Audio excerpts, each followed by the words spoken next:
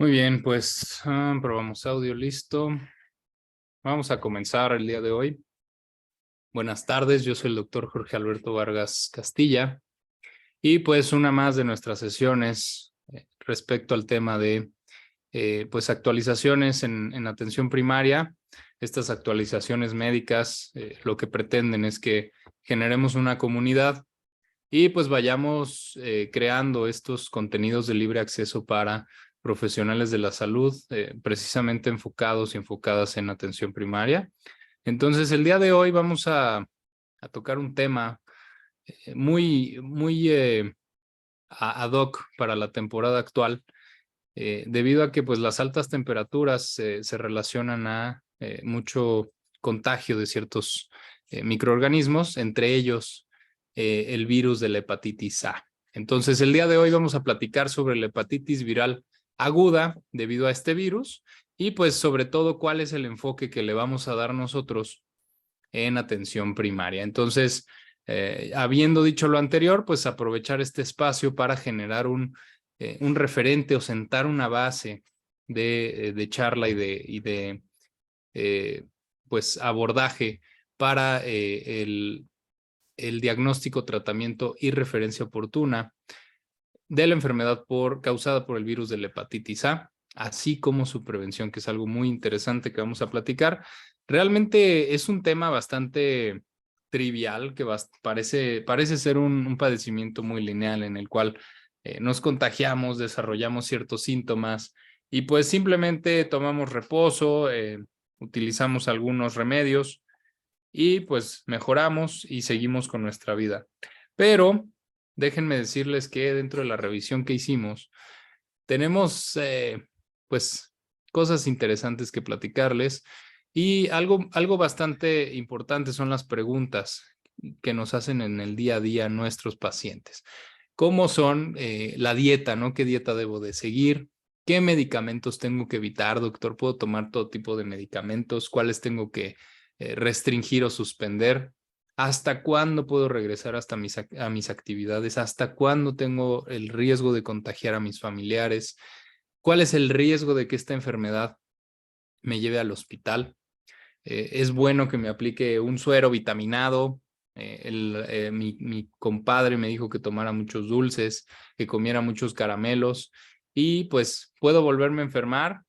Si vuelvo a contagiarme con este virus, es posible que pueda desarrollar la enfermedad de nuevo. Entonces, son algunas preguntas frecuentes que pues personalmente les puedo compartir que en mi práctica he presenciado y pues que es importante tener en mente para que desarrollemos este tema del día de hoy. Entonces, hablemos primero que nada sobre el culpable de todo este tema, que es el virus de la hepatitis A. Es un virus que pertenece a la familia Picornaviridae, tiene cadenas de RNA en dirección positiva y este virus se va a contraer por una transmisión fecal oral o por medio de alimentos o superficies incluso contaminadas. Es anecdótico mencionarles que existe descrita la transmisión por lo que es transfusiones sanguíneas, pero pues debido a los procesos actuales que se llevan a cabo en los paquetes globulares y en los contenidos hemáticos, pues ya es prácticamente imposible contagiarnos de hepatitis A por medio de una transmisión. Entonces hay que tener muy en cuenta que tanto la transmisión fecal oral como los alimentos serán los culpables de que nos contagiemos de este virus. Es un virus termoestable, es un virus que resiste a temperaturas, por lo cual se recomienda que los alimentos se mantengan por más de un minuto al menos, o el agua a 85 grados Celsius o más. E incluso en superficies una solución de hipoclorito de sodio con una dilución de 1/100 aplicada en estas superficies va a desnaturalizar, va a eliminar al virus. Es una enfermedad que se considera de tercer mundo. ¿Por qué? Porque se relaciona a hacinamiento, se relaciona a un mal saneamiento y una falta de acceso a agua potable. Grupos de riesgo que tengamos para desarrollar esta enfermedad Sí hay grupos definidos de riesgo para contraer la enfermedad, como son hombres que tienen sexo con hombres, viajeros, usuarios de drogas intravenosas, personas con riesgo ocupacional como personal de laboratorio, personal de salud propiamente, personas que trabajan en asilos, en lugares de cuidado de personas con discapacidad, personas sin hogar, personas que viven con VIH, personas que viven con discapacidad y personas que viven en situación de cárcel. Estos grupos, por estas variables de hacinamiento, mal saneamiento, mala higiene, etcétera, van a tener un mayor riesgo de contraer esta enfermedad. Y pues persiste en agua y alimentos por semanas. En el ambiente puede persistir hasta meses incluso, y en las manos es interesante platicarles que puede persistir hasta 4 horas. ¿Cuál es el tiempo de incubación desde que el virus entra a nuestro cuerpo hasta que desarrollamos la enfermedad?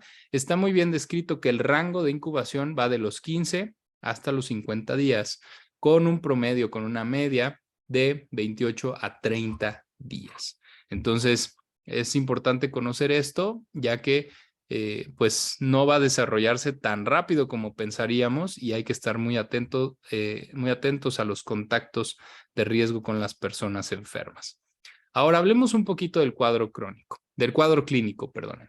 Esto es interesante porque vamos a separar la clínica en dos grupos importantes que son adultos y niños, ¿no? El 90% de los menores de 2 años van a ser asintomáticos.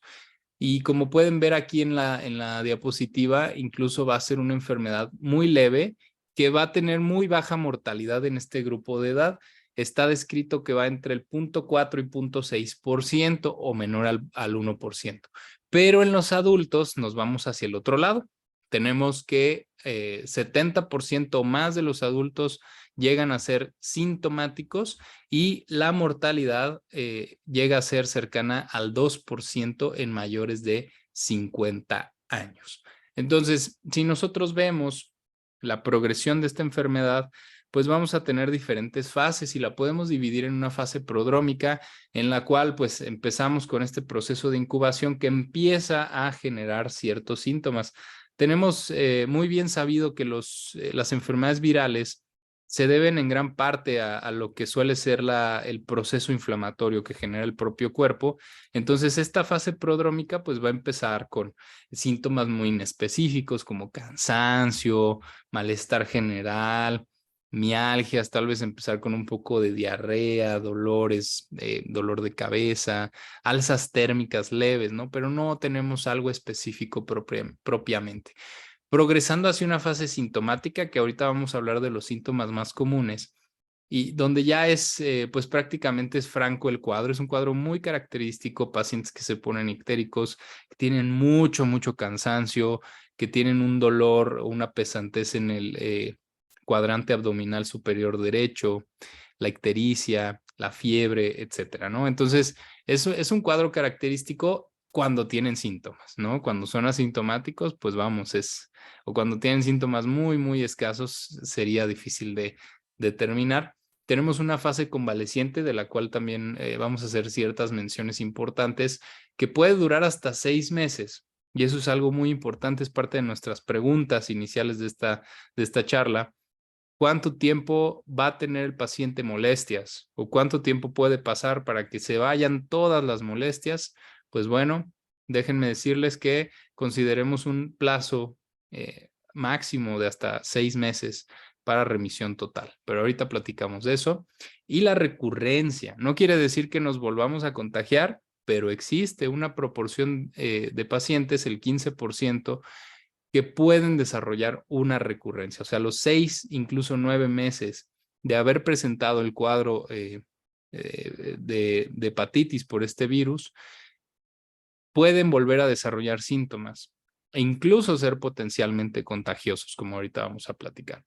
Entonces, estas 4 fases son las fases como que nos gustaría desarrollar de forma como pivote para que conozcamos a gran escala el curso de esta enfermedad, una fase prodrómica, una fase sintomática, una fase de convalecencia o recuperación y una potencial recurrencia en algunos casos. ¿Qué grupos tienen riesgo? No, ya hablamos de grupos de riesgo para contagiarnos, pero también hay grupos de riesgo para enfermedad grave, para una hepatopatía fulminante. Y estos grupos de riesgo son adultos mayores a 40 años, personas con enfermedad hepática crónica conocida o personas con inmunocompromiso, como son personas que viven con VIH o personas, propiamente personas que viven con SIDA, ¿no? O que ya tienen una inmunodepresión generada por este virus y personas con que tienen post-trasplantados, ¿no? Que tuvieron un trasplante y toman ciertos medicamentos que modulan o deprimen su sistema inmune. Y algo muy importante que vamos a platicar en los datos de alarma es que tenemos que tener muy en cuenta ciertos hallazgos en el cuadro clínico que pueden ser sugerentes de que exista un mal pronóstico. Alteraciones de la conciencia, como puede ser el desarrollo de estupor, datos de coagulopatía que sugieren una progresión de la hepatopatía a algo más severo y otros que hablaremos más adelante. Entonces, vamos a sentar esta base del cuadro clínico para que empecemos a entrar en tema y vamos a la siguiente diapositiva que nos habla del cuadro clínico, los síntomas en la fase sintomática, propiamente qué vamos a desarrollar, empezando por la ictericia, que es lo más característico. Aquí les pongo que es variable porque pues sí, como les comento, depende mucho del grupo de edad. Prácticamente todos los pacientes sintomáticos van a desarrollar una ictericia. El 87% van a desarrollar hepatomegalia, 80% el malestar general y como les comento, el cansancio, la astenia, la dinamia son muy característicos, la fiebre en el 76% y náuseas en el 69%. Tenemos el dolor o pesantez en cuadrante superior derecho abdominal y otros hallazgos descritos como son la coluria, la colia, dolores musculares como son, mialgias, artralgias y pues la astenia y adinamia. Son los signos y síntomas más característicos de este cuadro que vamos a tener presentes en los pacientes que presentan esta enfermedad. Y más adelante les voy a mostrar una curva que pues es muy que conglomera todo este cuadro que estamos platicando y nos ayuda a orientarnos muy bien en temporalidad de cómo se va desarrollando esta enfermedad. ¿Cuáles son puntos importantes de este tema? Y hablando específicamente de la transmisión del virus, que la fase virémica va a empezar con su descenso una semana posterior al inicio de la fase ictérica, incluso o fase ictérica o fase sintomática. Incluso a partir de los 7 días ya podemos empezar a considerar que el riesgo de contagio empieza a ser muy bajo o prácticamente nulo. Las recurrencias, como les comentaba, el 15% de los pacientes pueden tener una recurrencia del cuadro. No quiere decir que sea un nuevo contagio, sino una recaída. Y son potencialmente contagiosas porque en estudios se ha logrado aislar al antígeno de este virus, se ha logrado encontrar el virus presente en heces de pacientes con recurrencias.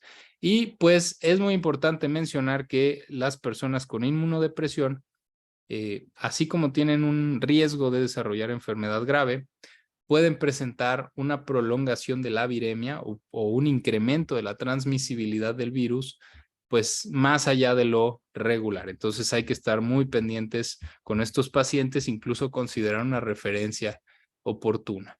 Entonces vamos a ver esta tabla, esta gráfica, esta diapositiva está bastante interesante y nos ayuda mucho, como les comento, a situarnos en temporalidad.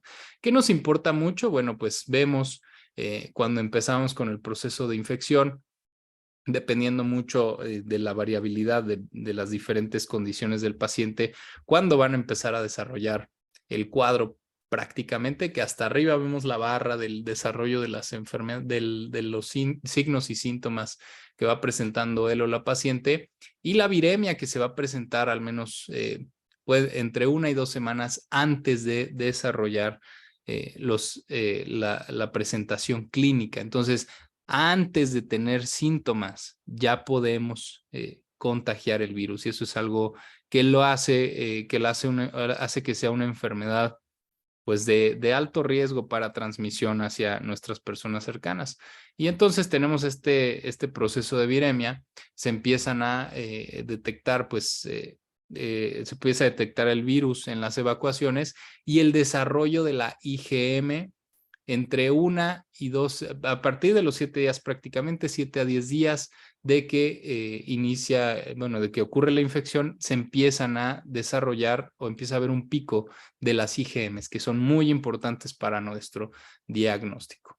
Entonces, una vez que empieza a desarrollarse la enfermedad clínica, pues como les comento, a partir de los 7 días, ya empieza a haber un descenso de la viremia, pues que ya es dramático. Y algo que se va a ver muy caracterizado también, no solo clínicamente, va a ser bioquímicamente, pues la enzima o el marcador que va a ser uno de los más característicos para este padecimiento, que es muy específico para hepatonecrosis, que es la ALT. Entonces vamos a encontrar un pico importante de ALT una vez que empieza a desarrollarse el cuadro clínico de esta enfermedad. Entonces, quedémonos mucho con esta imagen porque nos va a ayudar a orientarnos en cómo se van presentando los síntomas y recordar que podemos ser contagiosos antes de desarrollar los síntomas clínicos y 7 a 10 días después de haber iniciado con el cuadro, pues ya la curva de la viremia va a disminuir dramáticamente. Eso es lo más importante. Y ahorita vamos a continuar platicando de los diferentes elementos de esta gráfica. Entonces, como les comento, a partir de los 5 a 10 días de inicio de síntomas, va a empezar a existir un pico de IgMs que nos van a ayudar a hacer el diagnóstico. El diagnóstico de una hepatitis por el virus de hepatitis A se va a realizar mediante la cuantificación de inmunoglobulinas del tipo M en suero o en heces a partir de los 5 a 10 días del inicio de los síntomas. ¿Qué tenemos que hacer? Contextualizar, individualizar el manejo de nuestros pacientes para considerar realizar otro tipo de estudios. En este caso, pues es importante considerar otros tipos de patopatía o otros tipos de virus, más bien, sobre todo en poblaciones de riesgo, ¿no? Para virus de hepatitis B, virus de hepatitis C, en embarazadas tener muy contemplado al virus de hepatitis E, porque también es una enfermedad autolimitada, es muy parecida al virus de la hepatitis A y puede coexistir una infección por ambos. Y esto pues pone en alto riesgo de severidad a este grupo de pacientes. Tenemos marcadores bioquímicos. Pensaríamos, ¿no?, que la ALT, así como nos habla característicamente del desarrollo bioquímico de este padecimiento, pensaríamos que la ALT, los niveles de ALT nos van a ayudar a determinar qué tan grave es el cuadro. Pero eso es incorrecto. Los marcadores que más se han relacionado a una enfermedad severa por el virus de la hepatitis A son los niveles de bilirrubinas, el INR dentro de nuestro perfil de coagulación y cómo va evolucionando clínicamente nuestro paciente. Estos 3 parámetros van a ser pivotes para determinar si nuestro paciente tiene un riesgo o comienza a desarrollar una hepatopatía fulminante y tendremos que tenerlos muy presentes dentro de nuestro seguimiento y evaluación. Entonces, quedarnos muy bien con ese tema de que la ALT va a ser un marcador para orientarnos en el cuadro, pero para orientarnos en severidad tendremos a estos 3 elementos, ¿ok?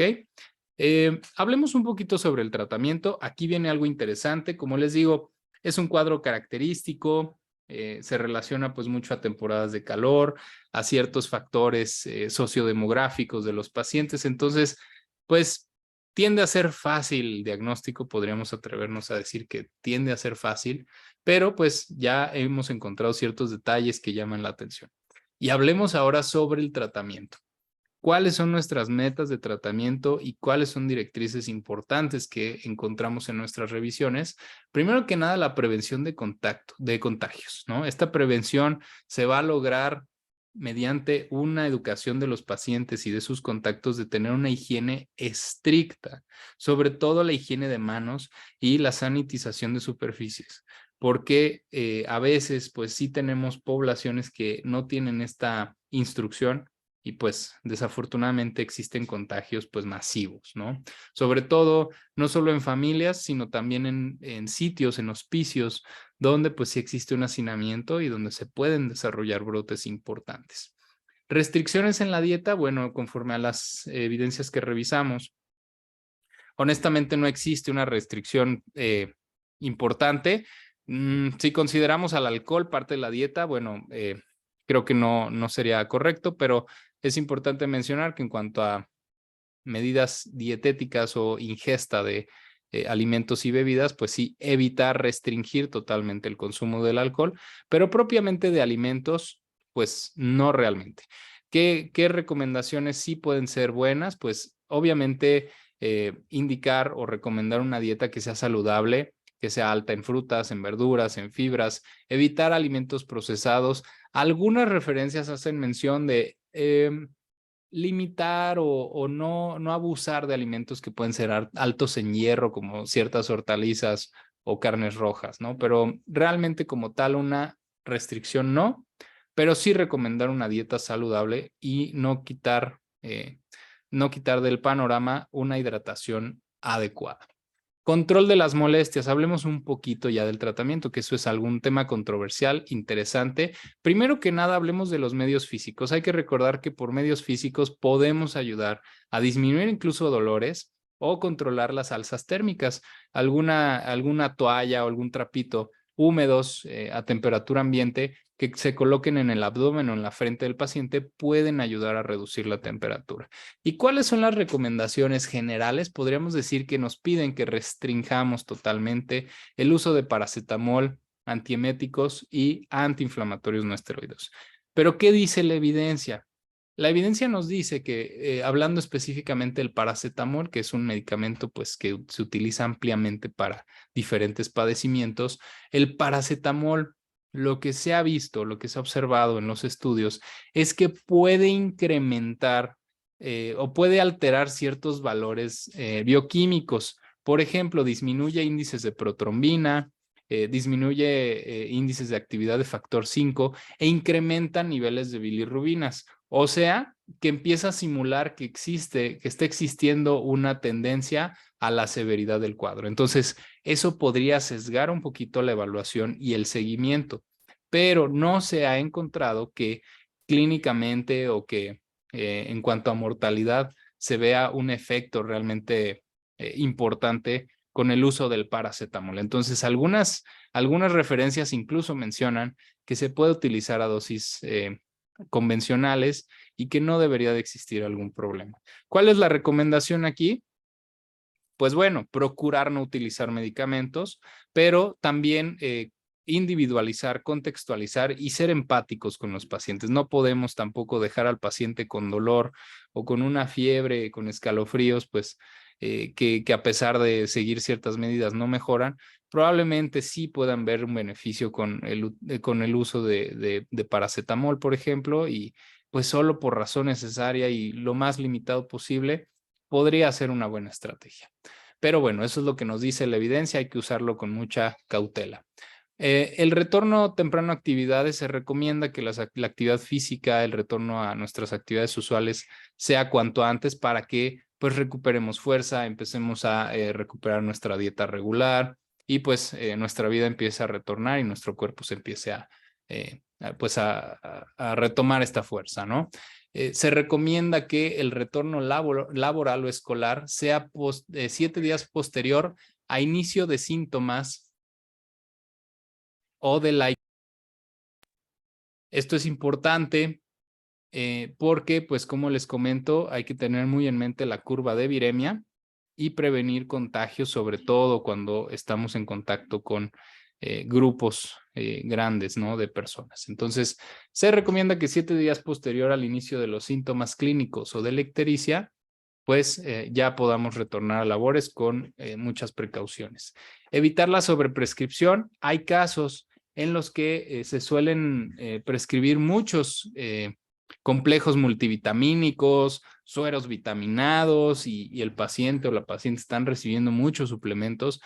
No se recomienda indicar ningún tipo de suplementos. Lo que hay que hacer es dejar descansar al cuerpo y que se recupere y que vaya retomando esta fuerza. ¿Qué medicamentos sí se tienen que suspender? Anticonceptivos orales y terapia de reemplazo hormonal, porque sí pueden condicionar un incremento en el riesgo de colestasis. Entonces, estos son medicamentos que sí hay que suspender durante el proceso de enfermedad, hasta que empiece a haber una recuperación importante. Ahora, criterios de referencia. Ya habíamos hablado un poquito del estupor y de ciertos datos de coagulopatía que nos podrían orientar a un mal pronóstico. Pero ¿cuándo le vamos a indicar referencia a nuestros pacientes? O, muy importante, anotar en nuestra receta y tomarle foto a nuestra receta para que tengamos una buena evidencia de nuestra consulta. Datos de alarma para acudir a unidad hospitalaria. Vómito intenso, incoercible, que no se detiene. Datos de deshidratación relacionados probablemente a este vómito, ¿no? Que dejen de orinar, que tengan mucosas secas, mucha sed. Ahí ya serían datos que pudieran estar llamando la atención. Datos de falla hepática, sobre todo de la mano con ciertos hallazgos de coagulopatía, como gingivorragia, sangre en evacuaciones, vómito propiamente ya con sangre, ¿no?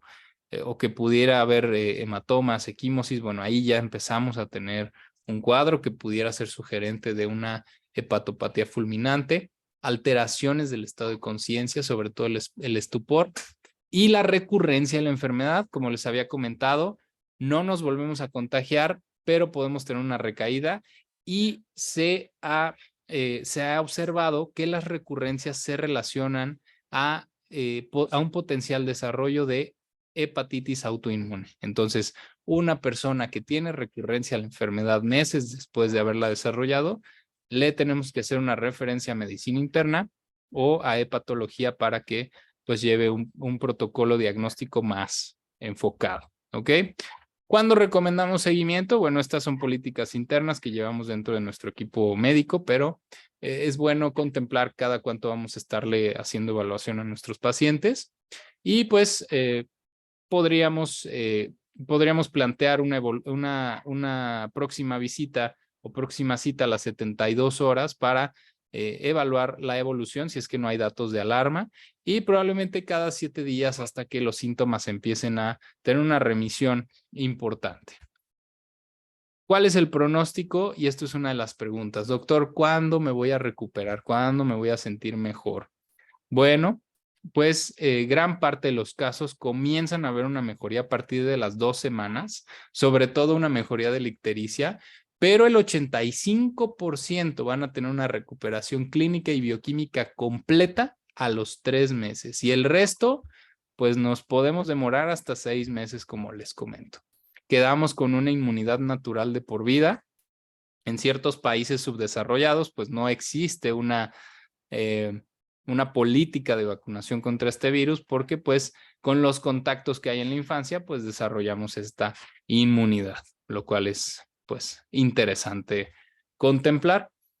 Y tomando esto, a partir de esto de la inmunidad, pues sí existe formas de prevenir el contagio por este virus. Tenemos dos elementos, o tenemos 2 herramientas importantes, como son las inmunoglobulinas y las vacunas, ¿no? Entonces, hablemos un poquito de las inmunoglobulinas. Las inmunoglobulinas normalmente se aplican dentro de los 14 días post exposición a este virus. La formulación, el nombre comercial es Gamastan, y lo que van a hacer es que van a prevenir el desarrollo de la infección o van a modificar el curso de la enfermedad. Entonces, de la mano con el uso de las vacunas, ahorita vamos a hablar sobre ciertos grupos de riesgo donde incluso podemos aplicar ambos. Las vacunas nos van a ayudar a prevenir la infección aplicándose de forma intramuscular con o sin las inmunoglobulinas. Entonces, tenemos diferentes vacunas para este virus, son vacunas de virus inactivos. Tenemos Jabrix y Bacta, que únicamente contienen a este virus de hepatitis A, que se aplican desde los 12 meses y se aplica un total de 2 dosis. Y tenemos a Twinrix, que es para adultos, que también incluye al virus de hepatitis A, por eso twin, como de gemelos, porque trae hepatitis A, hepatitis B y se aplican 3 dosis en total. ¿Qué personas se recomienda vacunar según las guías internacionales? Y pues, sobre todo, como les comento, un tema más de primer mundo, se recomienda vacunar a niños y adolescentes de hasta 18 años, personas con riesgo incrementado de infección por algún contacto o personas con discapacidad, personas que estén en hacinamiento, en situación de cárcel, etcétera. Personas con riesgo de enfermedad grave, embarazadas con riesgo de infección o personas que deseen vacunarse, ¿no? Eso es importante. Hay que ofrecer siempre vacunación a contactos cercanos con personas que tengan este padecimiento. Sobre todo, como les comento, hacer énfasis en personas con alto riesgo de severidad y hay que procurar que esto se lleve a cabo dentro de los primeros 14 días posteriores a la exposición, sobre todo el uso de gamma globulinas con las vacunas. Ahora, algo muy importante es mencionar que la respuesta a la vacuna sí se merma un poco al uso de las gamma globulinas, de las inmunoglobulinas, porque pues no estimula de toda la respuesta inmune y sí puede mermar un poco, conforme a los estudios que revisamos, puede mermar un poco la duración de la inmunidad, ¿no? Entonces, ahí es algo interesante, pero bueno, pues para fines de prevención post-exposición es algo muy importante. Y pues bueno, esto es en tema en referente a lo que es prevención. Creo que no hay más que comentar. Y pues bueno, estas fueron las referencias que consultamos. Como les comento, esto es un espacio abierto para hacer comunidad, es un espacio abierto para compartir información. Con mucho gusto, pues estaremos atentos a comentarios, estaremos atentos a recomendaciones. Se trata de compartir, se trata de pues abrir espacios y pues muchas gracias por el tiempo. Nos vemos a la siguiente. Yo soy el doctor Jorge Alberto Vargas Castilla. No dejen de seguirnos, no dejen de compartir, no dejen de visitar estas redes sociales y pues les mando saludos, que estén muy bien y que haya sido de mucha ayuda esta información. Cuídense mucho.